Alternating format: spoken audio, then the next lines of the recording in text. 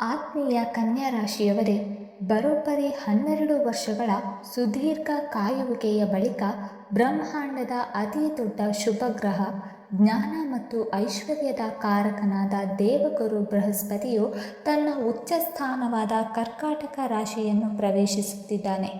ಇದು ಕೇವಲ ಒಂದು ಗ್ರಹಗತಿಯ ಬದಲಾವಣೆ ಮಾತ್ರವಲ್ಲ, ಕನ್ಯಾ ರಾಶಿಯವರ ಜೀವನದಲ್ಲಿ ಮಹತ್ತರವಾದ ಸಕಾರಾತ್ಮಕ ಬದಲಾವಣೆಗಳನ್ನು ತರಬಲ್ಲ ಅಪರೂಪದ ಸಮಯವಾಗಿದೆ. ಆದರೆ ಈ ಶುಭ ಸಮಯವನ್ನು ಸರಿಯಾಗಿ ಬಳಸಿಕೊಂಡರೆ ಮಾತ್ರ ಅದೃಷ್ಟ ನಿಮ್ಮನ್ನು ಸಂಪೂರ್ಣವಾಗಿ ಬೆಂಬಲಿಸುತ್ತದೆ. ಇಲ್ಲವಾದರೆ ಕೆಲವು ತಪ್ಪು ನಿರ್ಧಾರಗಳು ಉತ್ತಮ ಅವಕಾಶಗಳನ್ನು ಕೈತಪ್ಪಿಸಬಹುದು. ಮುಂದಿನ 3 ತಿಂಗಳುಗಳು ನಿಮ್ಮ ಜೀವನದ ದಿಕ್ಕನ್ನೇ ಬದಲಾಯಿಸಬಲ್ಲ ಅತ್ಯಂತ ಪ್ರಮುಖ ಅವಧಿಯಾಗಿದೆ. ಹಲವು ವರ್ಷಗಳಿಂದ ನಿಂತಿದ್ದ ಕೆಲಸಗಳು ಮತ್ತೆ ಚಲನೆ ಪಡೆಯಬಹುದು. ಮುಚ್ಚಿ ಹೋಗಿದ್ದ ಅದೃಷ್ಟದ ಬಾಗಿಲುಗಳು ಒಂದೊಂದಾಗಿ ತೆರೆದುಕೊಳ್ಳಬಹುದು. ಆದರೆ ಅಹಂಕಾರ, ಆತುರ ಮತ್ತು ತಪ್ಪು ನಿರ್ಧಾರಗಳಿಂದ ಈ ಅಮೂಲ್ಯ ಅವಕಾಶಗಳನ್ನು ಕಳೆದುಕೊಳ್ಳುವ ಸಾಧ್ಯತೆಯೂ ಇದೆ. ಆದ್ದರಿಂದ ಈ ಅವಧಿಯಲ್ಲಿ ಪ್ರತಿಯೊಂದು ಹೆಜ್ಜೆಯನ್ನು ಯೋಚಿಸಿ ಇಡುವುದು ಅತ್ಯಗತ್ಯ. ಜ್ಯೋತಿಷ್ಯ ಶಾಸ್ತ್ರದ ಪ್ರಕಾರ ದೇವಗುರು ಬೃಹಸ್ಪತಿ ಜ್ಞಾನ, ಸಂಪತ್ತು, ಸಂತಾನ, ವಿವಾಹ, ಪುಣ್ಯ ಮತ್ತು ದೈವಕೃಪೆಯ ಕಾರಕನಾಗಿದ್ದಾನೆ. ಆತ ತನ್ನ ಉಚ್ಚ ಸ್ಥಾನವಾದ ಕರ್ಕಾಟಕ ರಾಶಿಯಲ್ಲಿ ಸಂಚರಿಸುವಾಗ ತನ್ನ ಸಂಪೂರ್ಣ ಶುಭ ಫಲಗಳನ್ನು ನೀಡಲು ಸಿದ್ಧನಾಗಿರುತ್ತಾನೆ. ಕನ್ಯಾ ರಾಶಿಯವರಿಗೆ ಕರ್ಕಾಟಕ ರಾಶಿಯು 11ನೇ ಭಾವವಾಗಿದ್ದು, ಇದು ಲಾಭ, ಆದಾಯ, ಆಶಯಗಳ ಈಡೇರಿಕೆ, ಸ್ನೇಹಿತರು ಮತ್ತು ಸಾಮಾಜಿಕ ಗೌರವದ ಸ್ಥಾನವಾಗಿದೆ. ಆದ್ದರಿಂದ ಈ ಗುರುವಿನ ಸಂಚಾರವು ಕನ್ಯಾ ರಾಶಿಯವರಿಗೆ ಅತ್ಯಂತ ಲಾಭದಾಯಕವಾಗಿರಲಿದೆ. ಈ ಅವಧಿಯಲ್ಲಿ ನಿಮ್ಮ ಬಹುಕಾಲದ ಕನಸುಗಳು ನನಸಾಗುವ ಸಾಧ್ಯತೆ ಹೆಚ್ಚಿದೆ. ಉದ್ಯೋಗದಲ್ಲಿ ಬಡ್ತಿ, ಸಂಬಳ ಹೆಚ್ಚಳ ಅಥವಾ ಹೊಸ ಉದ್ಯೋಗದ ಅವಕಾಶಗಳು ದೊರೆಯಬಹುದು. ವ್ಯಾಪಾರಸ್ಥರಿಗೆ ಹೊಸ ಗ್ರಾಹಕರು, ಹೊಸ ಒಪ್ಪಂದಗಳು ಮತ್ತು ನಿರೀಕ್ಷೆಗೂ ಮೀರಿದ ಲಾಭ ಸಿಗುವ ಯೋಗವಿದೆ. ಆರ್ಥಿಕವಾಗಿ ಸ್ಥಿರತೆ ಹೆಚ್ಚಾಗಿ ಉಳಿತಾಯ ಮಾಡಲು ಸಾಧ್ಯವಾಗುತ್ತದೆ. ಇದುವರೆಗೆ ಮಾಡಿದ ಪರಿಶ್ರಮಕ್ಕೆ ಈಗ ಫಲ ಸಿಗಲಾರಂಭಿಸುತ್ತದೆ. ಬಹಳ ದಿನಗಳಿಂದ ಹಣ ಸಿಲುಕಿಕೊಂಡಿದ್ದರೆ ಅದು ಮರಳಿ ಸಿಗುವ ಸಾಧ್ಯತೆ ಇದೆ. ಸಾಲದ ಒತ್ತಡ ಕಡಿಮೆಯಾಗಬಹುದು. ಹೊಸ ಆದಾಯದ ಮೂಲಗಳು ತೆರೆದುಕೊಳ್ಳಬಹುದು. ನಿಮ್ಮ ಸ್ನೇಹಿತರ ಸಹಾಯದಿಂದ ಅಥವಾ ಪ್ರಭಾವಿ ವ್ಯಕ್ತಿಗಳ ಪರಿಚಯದಿಂದ ದೊಡ್ಡ ಅವಕಾಶಗಳು ನಿಮ್ಮ ಜೀವನಕ್ಕೆ ಬರಬಹುದು. ಸಮಾಜದಲ್ಲಿ ನಿಮ್ಮ ಗೌರವ, ಜನಪ್ರಿಯತೆ ಮತ್ತು ಪ್ರತಿಷ್ಠೆ ಹೆಚ್ಚಾಗುತ್ತದೆ. ಗುರುವಿನ 5ನೇ ದೃಷ್ಟಿಯು ಕನ್ಯಾ ರಾಶಿಯ 3ನೇ ಭಾವದ ಮೇಲೆ ಬೀಳುವುದರಿಂದ ಆತ್ಮವಿಶ್ವಾಸ, ಧೈರ್ಯ ಮತ್ತು ಸಂವಹನ ಕೌಶಲ್ಯ ಹೆಚ್ಚಾಗುತ್ತದೆ. ಸಹೋದರ ಸಹೋದರಿಯರೊಂದಿಗೆ ಸಂಬಂಧ ಸುಧಾರಿಸುತ್ತದೆ. ಹೊಸ ಉದ್ಯಮ ಅಥವಾ ಹೊಸ ಯೋಜನೆಗಳನ್ನು ಆರಂಭಿಸಲು ಇದು ಉತ್ತಮ ಸಮಯವಾಗಿರುತ್ತದೆ. ದೂರ ಪ್ರಯಾಣಗಳು ಕೂಡ ಯಶಸ್ಸನ್ನು ತಂದುಕೊಡಬಹುದು. ಗುರುವಿನ 7ನೇ ದೃಷ್ಟಿಯು ನಿಮ್ಮ 5ನೇ ಭಾವದ ಮೇಲೆ ಬೀಳುವುದರಿಂದ ವಿದ್ಯಾರ್ಥಿಗಳಿಗೆ ವಿದ್ಯಾಭ್ಯಾಸದಲ್ಲಿ ಉತ್ತಮ ಫಲಿತಾಂಶ ಸಿಗುತ್ತದೆ. ಸ್ಪರ್ಧಾತ್ಮಕ ಪರೀಕ್ಷೆಗಳಿಗೆ ತಯಾರಿ ನಡೆಸುತ್ತಿರುವವರಿಗೆ ಯಶಸ್ಸಿನ ಸಾಧ್ಯತೆ ಹೆಚ್ಚಾಗುತ್ತದೆ. ಸಂತಾನ ಭಾಗ್ಯಕ್ಕಾಗಿ ಕಾಯುತ್ತಿರುವ ದಂಪತಿಗಳಿಗೆ ಶುಭ ಸುದ್ದಿ ದೊರೆಯಬಹುದು. ಪ್ರೇಮ ಸಂಬಂಧಗಳಲ್ಲಿ ಇದ್ದ ಅಡೆತಡೆಗಳು ದೂರವಾಗಿ ಮದುವೆಯ ಮಾತುಕತೆಗಳು ಮುಂದುವರಿಯುವ ಯೋಗವೂ ಇದೆ. ಗುರುವಿನ 9ನೇ ದೃಷ್ಟಿಯು ನಿಮ್ಮ 7ನೇ ಭಾವದ ಮೇಲೆ ಬೀಳುವುದರಿಂದ ದಾಂಪತ್ಯ ಜೀವನದಲ್ಲಿ ಸಂತೋಷ ಮತ್ತು ಪರಸ್ಪರ ಅರ್ಥೈಸಿಕೊಳ್ಳುವಿಕೆ ಹೆಚ್ಚಾಗುತ್ತದೆ. ಅವಿವಾಹಿತರಿಗೆ ಉತ್ತಮ ವಿವಾಹ ಪ್ರಸ್ತಾಪಗಳು ಬರಬಹುದು. ವ್ಯಾಪಾರದಲ್ಲಿ ಪಾಲುದಾರಿಕೆ ಇದ್ದರೆ ಉತ್ತಮ ಲಾಭ ದೊರೆಯುವ ಸಾಧ್ಯತೆ ಇದೆ. ಹೊಸ ವ್ಯಾವಹಾರಿಕ ಒಪ್ಪಂದಗಳು ಭವಿಷ್ಯದಲ್ಲಿ ದೊಡ್ಡ ಯಶಸ್ಸಿಗೆ ಕಾರಣವಾಗಬಹುದು.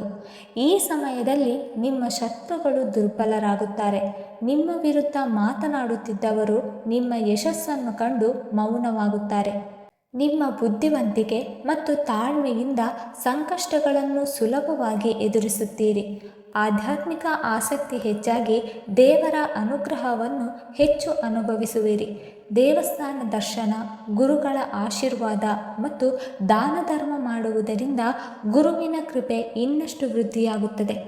ಒಟ್ಟಾರೆಯಾಗಿ ಕರ್ಕಾಟಕ ರಾಶಿಯಲ್ಲಿ ಉಚ್ಚ ಸ್ಥಿತಿಯಲ್ಲಿರುವ ದೇವಗುರು ಬೃಹಸ್ಪತಿಯ ಈ ಮಹತ್ವದ ಸಂಚಾರವು ಕನ್ಯಾ ರಾಶಿಯವರಿಗೆ ಆದಾಯ, ಗೌರವ, ಉದ್ಯೋಗ, ವ್ಯಾಪಾರ, ಶಿಕ್ಷಣ, ವಿವಾಹ ಮತ್ತು ಕುಟುಂಬ ಜೀವನದಲ್ಲಿ ಅತ್ಯುತ್ತಮ ಫಲಿತಾಂಶಗಳನ್ನು ನೀಡಬಲ್ಲ ಅಪರೂಪದ ಅವಕಾಶವಾಗಿದೆ.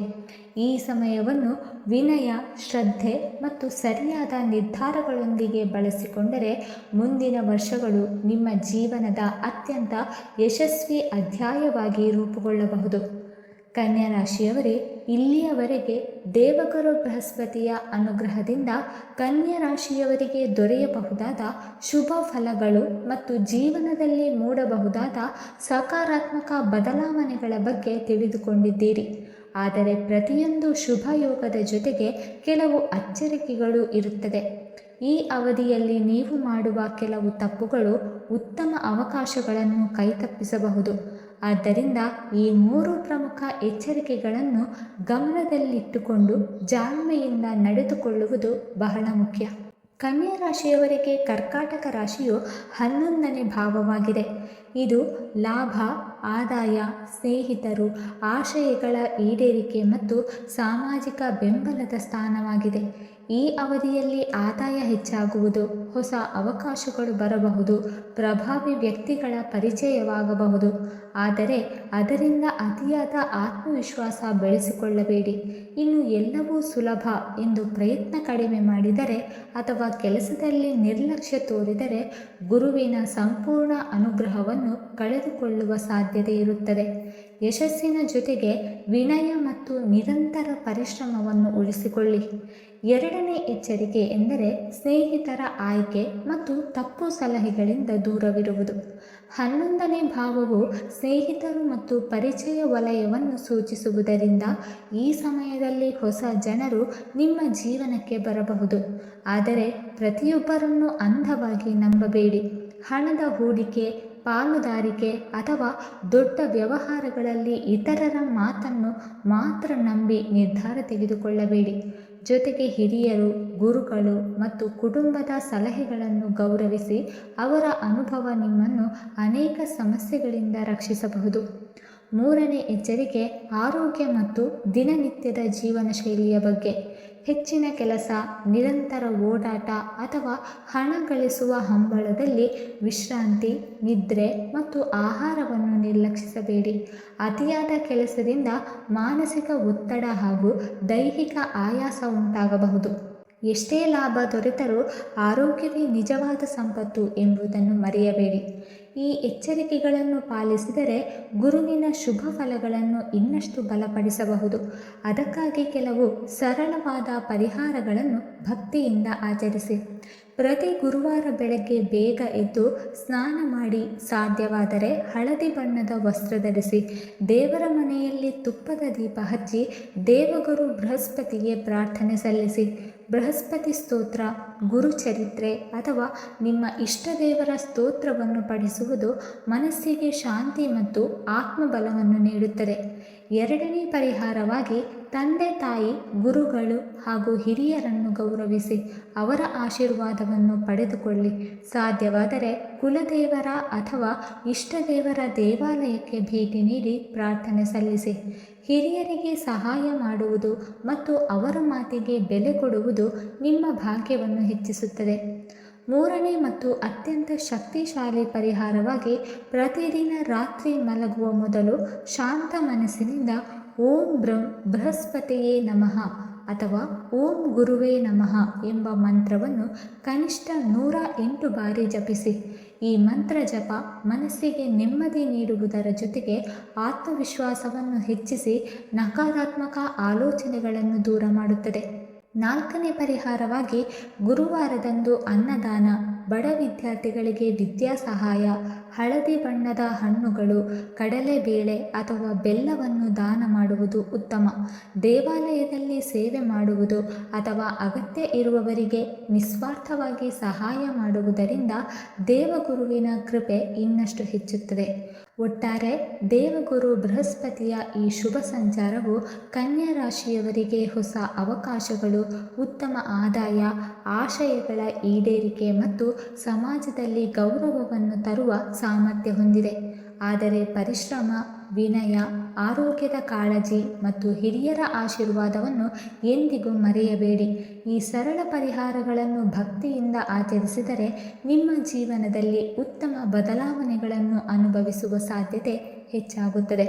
ವೀಕ್ಷಕರೇ, ಈ ಮಾಹಿತಿ ನಿಮಗೆ ಇಷ್ಟವಾಗಿದ್ದರೆ ದಯವಿಟ್ಟು ಲೈಕ್ ಮಾಡಿ, ಶೇರ್ ಮಾಡಿ ಮತ್ತು ಓಂ ಗುರುವೇ ನಮಃ ಎಂದು ಕಮೆಂಟ್ ಮಾಡಿ. ಹಾಗೆ ಮುಂದಿನ ವಿಡಿಯೋಸ್ಗಳಿಗಾಗಿ ನಮ್ಮ ಚಾನಲನ್ನು ಸಬ್ಸ್ಕ್ರೈಬ್ ಮಾಡಿಕೊಳ್ಳಿ. ಧನ್ಯವಾದಗಳು.